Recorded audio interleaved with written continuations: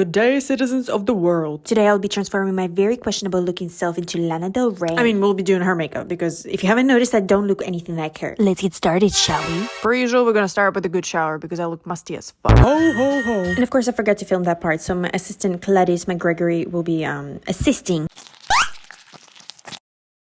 Hello again, I'm her personal assistant, Gladys McGregory. She forgot to film the shower part, not fucking surprised. But before we start, have you noticed that I decorated her bathroom a little? Guess which part is my favorite?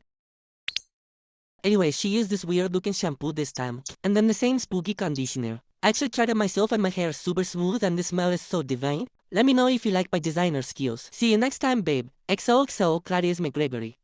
We're back and very moist. Let's do a little bit of skin prep. H2O, just add some water, available at your local sink. A little bit of moisturizer. This one feels quite nice. Some eye cream for extra hydration. And slamming Aquaphor on top because we can never be too moist. And let's add some patches. Why not? We're gonna deal with hair for now. So, apparently I don't use a hair towel anymore, which honestly been great for my hair. I'll brush it with a wet brush first. And it's time to get into it, babe. This thing, 2 pumps. Another this thing, 1 pump. And some hair oil, like 5 drops. Mix that cocktail up and squeeze it into your ends. Now that my noggin is dry, we can start with visage.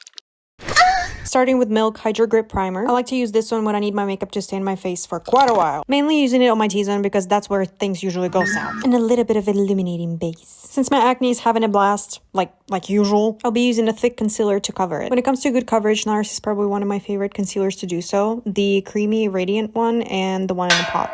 What kind of pot you thought about? Like, look at that. Amazing job. 10 out of 10. After finishing covering all the spots, I'm gonna let it dry a little bit. And oh my god, I got a package. And we're gonna pick it up together, Pookie.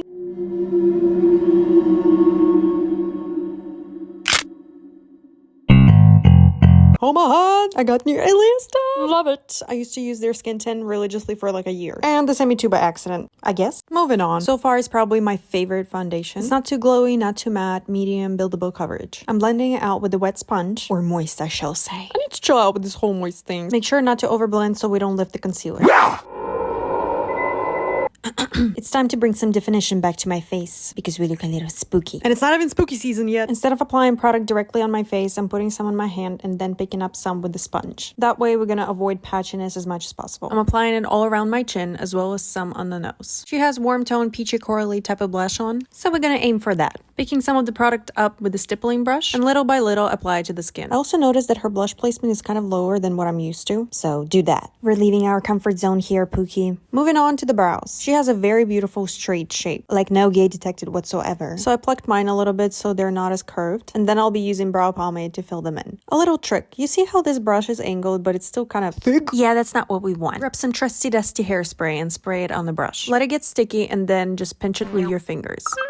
Now it is nice and sharp. If you want to get it back to its original shape, you can just wash it. I'm also spraying some on the spoolie and setting my brows. Picking up a little bit of product at a time and starting to fill in my brows. Hers are usually very well filled in and dark too. So I'm trying to recreate that ratio considering my hair color. So, you know, everything looks cohesive. I'm going around it with a little bit of concealer. There you have it. A brow that looks nothing like hers. You're welcome. I also filled in the other one because I thought it was a better idea than shaving both of them off. Boom. I don't remember the last time I filled them in that dark. Moving on to the eyes. I'm priming my lids with a little bit of concealer and setting it with translucent powder. This helps to make the eyeshadow look less patchy, since the base color is more even and also helps to make it last longer. I guess. I don't know. I'm not an archaeologist. This canvas is approved by Picasso. Starting to slightly define my crease with the light mauve brownish shade and using medium-sized fluffy brush to blend I said excuse me. Bother Jimmy. Anyway, if you want to know what kind of eyeshadow she uses, it'll be listed in the description as well as all the other products. Alright, I gotta go back and run some errands. I hope I won't see you anymore in this video. We're slowly building the depth and kind of creating a new crease. Then using a smaller brush, still fluffy though, and a darker version of the previous shadow. Pretty much applying it in the same area but don't blend it out too much. Then I'm adding some gray to 1. Make it a little bit darker. And 2. Lower the vibrancy a bit. Crease cutting activities. Qiqi, small flat brush and a thick concealer. I wouldn't recommend using something liquidy so it doesn't crease as much. But you do you, Pookie. Notice how I'm pretty much extending it all the way. I like to gently blend it with my finger to remove any streaks. And canceling that eyeshadow in the inner corner. Set it all slightly with the translucent powder. Adding some warm tone, light brown, what the fuck, too many adjectives, on the outer corner. And then some hefty amount of white shadow on the inner corners. It's time for a juicy wing. I have hooded eyes, so I can't just draw a straight line and go about my day. In order to make it look good, I have to draw a fucking airplane wing on my eye. Which is fine. I'm used to it. Obviously, do whatever works for you, but the goal is to make it pretty juicy. Using a dark brown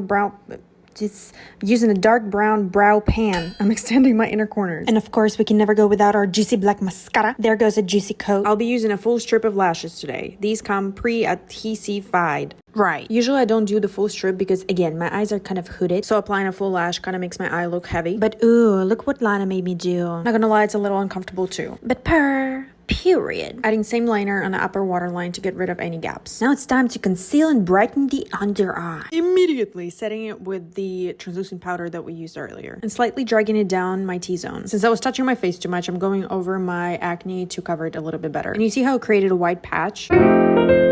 Gently tap a little bit of blush on top. Adding a light brown shade on my lower lash line. Soft blend, please. And adding a good coat of mascara. Adding bottom lashes is like my least favorite step in eye makeup. Tough patootie, sister. Brightening the bottom waterline with this beige-ish pencil. You can also use white, I just didn't have one.